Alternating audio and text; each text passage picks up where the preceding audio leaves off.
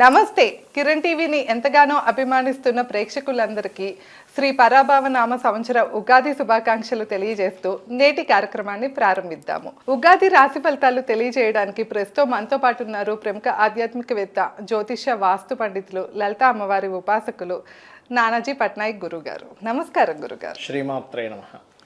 గురుగారు, మనకైతే ఉగాది రాబోతుంది. మీకు మా ప్రేక్షకులందరి తరపున కూడా ఉగాది శుభాకాంక్షలు గురుగారు. శ్రీమాత్రే నమః. మన ప్రేక్షకులందరికీ కూడా ఉగాది శుభాకాంక్షలు తెలియజేసుకుంటున్నాను. అమ్మవారి యొక్క అనుగ్రహం కూడా పరిపూర్ణంగా కలగాలని మనస్ఫూర్తి కోరుకుంటున్నాను. గురుగారు, కుంభరాశి వారికి ఈ ఉగాది తర్వాత ఎలా ఉండబోతుంది గురుగారు? కుంభం వారికి ప్రజెంట్ రాహు సంచారం జరుగుతుంది. ఏలినాటి రెండులో ఉంది, సప్తమంలో కేతు అండ్ పంచమంలో గురువు ఉన్నాడు. అయితే మనం ఉగాది అనగానే అందరూ కూడా ఫస్ట్ నుంచి ఒక 30-40 ఏళ్ళుగా చాలా కాలం నుంచి ఉన్న అలవాటు ఏంటంటే పంచాంగం తీసుకుంటాం, ఆదాయం ఎంత ఉంది, వ్యయం ఎంత ఉంది, రాజ్యపూజ్యం ఎంత ఉంది, అవమానం బాగుంటే ఆనందం. కానీ ఇక్కడ వీళ్ళకి అంటే జనాలకు తెలియాల్సిన విషయం ఏంటంటే అదొక్కటే మీ జీవితాన్ని నిర్ధారించదు. మీ పర్సనల్ చార్ట్ అనేటువంటిది ఒకటి ఉంది. ఇంకోటి అందులో ఎక్కువ తక్కువ కనబడడం, మీరు దాన్ని సెట్ చేసుకోవచ్చు అని కూడా తెలియదు. అలా ఉంది అలాగే అనుభవించాలనుకుంటాడు. ఎలాగుంది అలాగే అనుభవించాలైతే ఇంకా మనకి జాతకాలు వేస్ట్. ఇప్పుడు హెల్త్ ఇష్యూ వచ్చిందండి, డాక్టర్ దగ్గరికి వెళ్ళాక డాక్టర్ గారు రావండి మీకు జ్వరం వచ్చిందని చెప్పి పంపించేటట్టు అయితే డాక్టర్ గారు ఎందుకు ఇంకా జ్వరం తగ్గించే మార్గం తెలియాలి కదా. అట్లాగే 28 ఉందండి ఈ సంవత్సరం. సో 28 ఉన్నప్పుడు 2 వ్యయం 8 ఉంది. ఆదాయాన్ని పెంచుకోవచ్చు, అదే పెద్ద కష్టమైన విషయం కాదు. రెండవ స్థానంలో శని ఉన్నాడు కాబట్టి కాలభైరవ అష్టకం ఎవరైతే చేస్తారో, లేదా ఆంజనేయ స్వామి అష్టోత్తరం కానీ లేకపోతే స్కందుణ్ణి తలుచుకుంటారో 100% వీళ్ళకి ఆదాయం పెరిగి తీరుతుంది, ఇంకా అందులో డౌట్ లేదు. వ్యయం తగ్గాలన్నా సరే అదే, ఎందుకంటే వ్యయాధిపతి 2లో ఉన్నాడు వీళ్ళకి. ఇక రాజ్యపూజ్య అవమానం కనుక చూసుకున్నట్లయితే రాజ్యపూజ్య అవమానాలు పర్టికులర్గా ఇక్కడ వీళ్ళకి 4-2 బాగుంది చెప్పాలంటే. అంటే మెచ్చుకునే వాళ్ళ సంఖ్య 4 అయితే అవమానించే వాళ్ళ సంఖ్య 2 ఉన్నారు. So it's common. అయితే మిగతా గ్రహాల యొక్క స్థితిని బట్టి వీళ్ళకి మిగతా అంశాలు ఎలా ఉంటాయి అనేటువంటివి చూసుకుంటే ఈ యొక్క అంశాలు చెప్తుంది నేనైనప్పటికీ చెప్పిస్తుంది సాక్షాత్ లలిత అమ్మవారిగా భావిస్తూ ఆ లలితాంబిక అమ్మవారి యొక్క అనుగ్రహం పరిపూర్ణంగా కలగాలని మనస్ఫూర్తిగా కోరుకుంటూ, ఫస్ట్ ఆఫ్ ఆల్ ఏంటంటే రాశిలో రాహువుతో వీళ్ళకి సంవత్సరం ఉంది. సో ఈ రాహువు నవంబర్ వరకు ఉంటాడు. రాహువు ఉన్నందుకు సర్వసాధారణంగా ఏంటంటే వీళ్ళ తత్వం అంటే వీళ్ళ లైఫ్ స్టైల్ వీళ్ళ ఎలా ఉంటుంది అంటే ఏదో తెలియని ఒక నెగిటివ్ ఎనర్జీ పట్టుకున్నట్టు, ఏదో తెలియని అన్ఈజీనెస్ అనేది వీళ్ళకి పెరుగుతూ ఉంది. ఒక 8-9 నెలల నుంచి ఆల్రెడీ 8-9 మంత్స్ నుంచి పెరుగుతూ వస్తూ ఉంది. ఇది నవంబర్ వరకు ఉంది లగ్నంలో రాహు ఉన్నందుకు. దీనికి ఏం చేయాలి అంటే మనం చూడండి, మనకి అన్ఈజీగా ఉందంటే స్నానం చేస్తాం, అంటే శారీరకంగా ఉన్న ఇది సెట్ అయిపోతుంది, ఫ్రీ అయిపోతాం, అమ్మాయి ఫ్రెష్ అయిపోయామంటాం.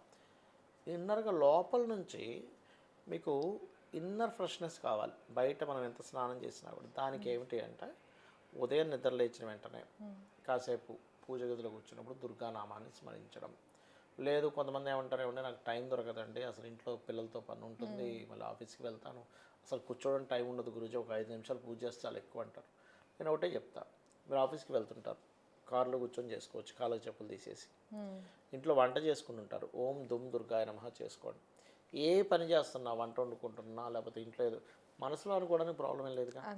మీరే చూస్తారు, ఎవరైతే దుర్గానామాన్ని రోజు ఉదయం పూట స్మరిస్తారో వాళ్ళకి ఒక 1 వీక్లో ఫస్ట్ సంథింగ్ ఫ్రెష్, నాకు సంథింగ్ చాలా బాగుంది అంటారు. ఎందుకంటే రాహు రాశిలో ఉన్నప్పుడు లేనిది ఉన్నట్టుగా, ఉన్నది లేనట్టుగా భ్రమపరుస్తూ ఉంటాడు. ఆ భ్రమ తెలియని ఒక అనీజీనెస్ అనేది ఖచ్చితంగా వెళ్ళకపోతుంది. అది ఇక ఏలినాటి శని నడుస్తుంది, 2వ స్థానంలో శని ఉన్నాడు. సో 2వ స్థానం ధనస్థానంలో సాటర్న్ ఉన్నాడు కాబట్టి మనీ మ్యాటర్స్ విషయంలో చాలా జాగ్రత్తగా ఉండాలి. అంటే ఎక్కడ ఇన్వెస్ట్మెంట్ చేస్తున్నాము, అనవసరమైన ఖర్చులు ఏమైనా పెడుతున్నామా, ఎందుకంటే 12th లార్డ్ వచ్చి 2వ స్థానంలో కూర్చున్నాడుగా, ఎక్కువ ఖర్చులు అనవసరంగా పెడుతున్నామా. వీళ్ళు ఏది పెట్టినా కూడా లాంగ్ టర్మ్ని బేస్ చేసుకొని పెట్టాలి. షార్ట్ టర్మ్ అప్పటికప్పుడు ఏదో అనుకుని పెడితే దానివల్ల లాభం ఉండదు. ఇక వీళ్ళకి కొన్ని కొత్త పరిచయాలు కానీ కొన్ని కొత్త ప్రాజెక్ట్స్ కానీ జూన్ నుంచి బాగుంటాయి చెప్పాలంటే. జూన్ నుంచి కొత్త ప్రాజెక్ట్స్ బాగుంది, గృహం కొనుక్కోవాలి, ఆభరణాలు కొనుక్కోవాలి, వస్తువులు, వాహనాలు ఇప్పుడు ఎస్టాబ్లిష్ చేసిన కొంచెం ఇంప్రూవ్మెంట్స్కి జూన్ నుంచి చాలా బాగుందని చెప్పుకోవచ్చు. అండ్ వీళ్ళకి ఇంకోటి ఏంటంటే పంచమంలో గురువు ఉన్నాడు. సో సంతానం కోసం ప్రయత్నం చేసేటువంటి వారు ఏదైనా జూన్ లోపల చేసుకోవడం మంచిది. గురువు మరి 6లోకి వెళ్ళిపోతే ఒకటి సంతానం ఇక్కడ ఎప్పుడు కూడా ఒక ప్లానెట్ అనేటువంటిది ఒక దగ్గర ఉన్నప్పుడు ఒక రిజల్ట్ ఇస్తుంది, ఒక దగ్గర కాకుండా ఇంకో దగ్గర ఉన్నప్పుడు ఇంకో రిజల్ట్ ఇస్తుంది. అంటే చిన్న ఎగ్జాంపుల్ ఎలా అంటే ఇప్పుడు మీరు ఉన్నారు, ఇక్కడ ఉన్నారు కాబట్టి యాంకరింగ్ చేస్తున్నారు. మీరు అదే ఏదైనా వాయిస్ ఓవర్ ఇవ్వాలని అక్కడికి వెళ్ళిపోయినప్పుడు మీరు ఇక్కడ యాంకరింగ్ చేయలేరు. అంతే. ఆ రూమ్లో ఏదో వాయిస్ ఓవర్ ఇస్తుంటారు, అంతే కదా. రెండు లేదా న్యూస్ చదువుతుంటారు. అట్లాగే ప్లానెట్ ఎప్పుడు కూడా అంటే 5th హౌస్లో ఉన్నప్పుడు సంతానాన్ని అభివృద్ధి పరుస్తే, జూన్ తర్వాత ఎప్పుడైతే 6th హౌస్లోకి వెళ్తుందో చాలామంది ఏమనుకుంటారంటే అయ్యో గురువు 6లోకి వెళ్ళిపోయాడు, నాకు గురుబలం లేదనుకుంటారు. కాదు, అక్కడ ధనాన్ని పెంచుతాడు. అంటే జూన్ నుంచి ఫైనాన్షియల్ గ్రోత్ పెరుగుతుంది, కెరీర్ గ్రోత్ పెరుగుతుంది, లోన్స్ కోసం ప్రయత్నం చేసే లోన్స్ లభిస్తాయి. సో ఫైనాన్షియల్గా మంచి గ్రోత్ ఉంటుంది వీళ్ళకి జూన్ నుంచి. జూన్ తర్వాత మొత్తం బాగుందా గురుగారు? జూన్ తర్వాత నుంచి మంచి గ్రోత్ ఉంటుంది. కాకపోతే మధ్యలో ఒక్కసారి అక్టోబర్ నవంబర్ నుంచి మళ్ళీ కొంచెం ఒక 4 to 5 months కొంచెం మళ్ళీ సంతానానికి అభివృద్ధి ఇస్తాడు. జూన్ ఇక్కడ కొంచెం ఇది వస్తుంది. అయితే ఒకటే ఇక్కడ ఏంటంటే ఎప్పుడు కూడా ఒక ప్లానెట్ 2వ స్థానంలో ఉన్నప్పుడు ఆ ప్లానెట్ ద్వారా ధనయోగం కూడా వస్తుంది. అంటే అట్లాగా శని అంటే మనం శ్రమ పడుతున్నా కొద్దీ మనీ వస్తుందని చెప్పడం అనమాట అక్కడ. అంతేగాని మనీ రాదని కాదు. కాకపోతే మనం తొందరపడి ఇన్వెస్ట్మెంట్స్ చేసే విషయంలో తప్పుగా ఇన్వెస్ట్మెంట్ చేస్తే బ్లాక్ అవ్వడము. ఒక్కోసారి ఎలా ఉంటుందంటే ఇంప్రూవ్మెంట్ కాని ప్లేస్లో పోయి ప్లేస్ కొంటారు కొంతమంది, ల్యాండ్ మీద మంచిది కదండి అని. అక్కడ 10 సంవత్సరాలనే అదే రేట్ ఉంటుంది. అట్లా కాకుండా ప్లానెడ్గా చేసుకోవాలి, అప్పుడు ఖచ్చితంగా బాగుంటుంది. అలాగే వీళ్ళు లగ్నంలో రాహు, సప్తమంలో కేతు ఉన్నాడు కాబట్టి పార్ట్నర్షిప్స్ కానీ వివాహ సంబంధించిన నిర్ణయాలు కానీ నవంబర్ లోపల తీసుకోకపోవడమే మంచిది. నవంబర్ తర్వాతే వీళ్ళు పార్ట్నర్షిప్స్ కానీ ఇవన్నీ చేసుకుంటే చాలా చాలా మంచిది చెప్పాలంటే. అండ్ అట్లాగే సామాజికంగా కొన్ని సోషల్ మీడియాస్లో మాట్లాడేటప్పుడు కూడా నవంబర్ వరకు కొంత జాగ్రత్తగా ఉండాలి చెప్పాలంటే. తాతగారు ఆస్తికి సంబంధించిన విషయంలో కూడా అనుకూలత ఉంటుంది. 3 months వరకు కొన్ని అపమృత్యు దోషాలు ఇవన్నీ కూడా కొంత తొలగుతాయి పంచమంలో గురువు ఉన్నప్పుడు, ఎందుకంటే గురు బలాన్ని ఇస్తున్నాడు కాబట్టి. కాకపోతే వీళ్ళ కెరియర్ నేను చెప్పినట్టుగా జూన్ నుంచి చాలా బాగుంటుంది కెరియర్ విషయంలో కనుక చూసుకుంటే. ఎందుకంటే గురు బలం వస్తుంది, సప్తమానికి బలం వస్తుంది, అండ్ 6వ స్థానానికి బలం వస్తుంది కాబట్టి పూర్వజన్మ కర్మని యాక్టివ్ అవుతుంది అక్కడ. కాకపోతే ఎంతైనా ఈసారి గురువు యొక్క రాశులు పాడయ్యాయి కాబట్టి ఎంత శని రాహు గ్రహాల దగ్గర దీపారాధన చేస్తే వీరికి అంత బాగుంటుంది చెప్పాలంటే. ఎక్కువగా దుర్గా హోమాలకు అటెండ్ అవ్వడం, ఎందుకంటే రాశిలో రాహు ఉన్నప్పుడు ఏంటంటే దుర్గా హోమాలకు అటెండ్ అవ్వడము. వీలైనంత మట్టుకు వీళ్ళు ఇంట్లో నైరుతి గది చీకటిగా ఉంటే మంచిది వీరికి. నైరుతి గది చీకటిగా ఉండడము, పితృదేవతల కోసమని, ఇప్పుడు తాతలు ముత్తాతలు చనిపోయిన వాళ్ళు గతించిన వాళ్ళ కోసం వీలైనంత మట్టుకు అమావాస్యలు వచ్చినప్పుడు స్వయం పాకం కనుక ఇచ్చినట్లయితే ఖచ్చితంగా వీరికి బాగుంటుంది. ఓకే గురుగారు, విద్యార్థులకి కానీ లేదా విదేశీ ప్రయత్నాలు చేస్తున్న వాళ్ళకి కానీ ఎట్లా ఉంటుంది అంటారు? విదేశీ ప్రయత్నాలు కొంతవరకు సక్సెస్ అవుతాయండి, దానిలో డౌట్ ఏం లేదు. విద్యార్థులకి జూన్ నుంచి చాలా బాగుంది కుంభం వారికి, ఎందుకంటే 4th house యాక్టివ్ అవుతుంది జూన్ నుంచి. సో బాగానే ఉంది. కాకపోతే ఏంటంటే జూన్ నుంచి కొంచెం టీచర్స్ అని తెలియని చిన్న చిన్న శత్రుత్వాలు ఏర్పడతాయి ఒక 4 నెలలు, అది కొంచెం చూసుకోవాలి. ఎందుకంటే 6లోకి వెళ్తున్న గురువు కదా ఎంతైనా కూడా.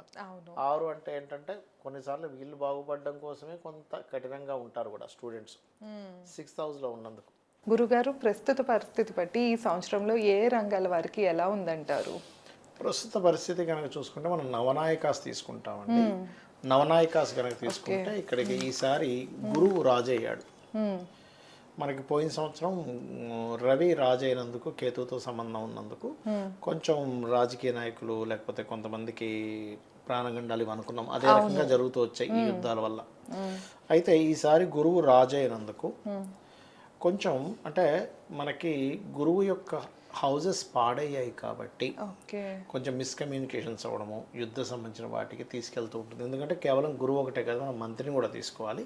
మంత్రి అంటే ఆలోచన విధానం, అంటే పాలించేవాడికి గొడవ పెట్టుకోవాలి, యుద్ధం చేయాలనే ఆలోచన. ఎందుకంటే కుజుడు అవుతున్నాడు మంత్రి.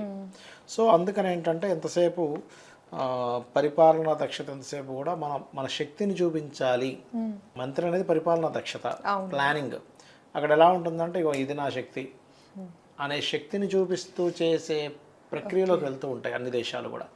ఎలాంటి ఇప్పుడు యుద్ధం వచ్చినప్పుడు వాళ్ళ అణుఆయుధాల శక్తి ద్వారానే ఇది పవర్ఫుల్ దేశం అని తెలుస్తుంది కదా. అందుకే యుద్ధ సంబంధించిన మనకి పరాభావ సంవత్సరం ముందు నుంచి ప్రారంభమవుతూ వస్తున్నాయి. అంటే మన ఇండియాకి కూడా అలాంటి ప్రభావం ఉందంటారా గురుగారు? ఉంటుందండి, ఉంటుంది. అంటే తక్కువగా ఉంటుంది, బట్ గల్ఫ్ కంట్రీస్ వేరే దేశాలకు ఎక్కువగా ఉంటుంది. అమెరికా కంట్రీస్, గల్ఫ్ కంట్రీస్, ఈ కంట్రీస్కి ఎక్కువగా ఉంటుంది. ఇండియాకి స్వల్పంగా ఉంటుంది చెప్పాలంటే. అదేవిధంగా సేనాధిపతి అంటే రక్షణ కారకుడు కూడా, దేశ రక్షణ కారకుడు చంద్రుడు అవుతున్నాడు. కాబట్టి ఏంటంటే ఒక్కొక్కసారి దేశ రక్షణ సంబంధించిన విషయంలో కొంచెం చిన్నపిల్లల్లా వ్యవహరిస్తున్నారు ఏంటి అనేటువంటిది మనం చూస్తాం.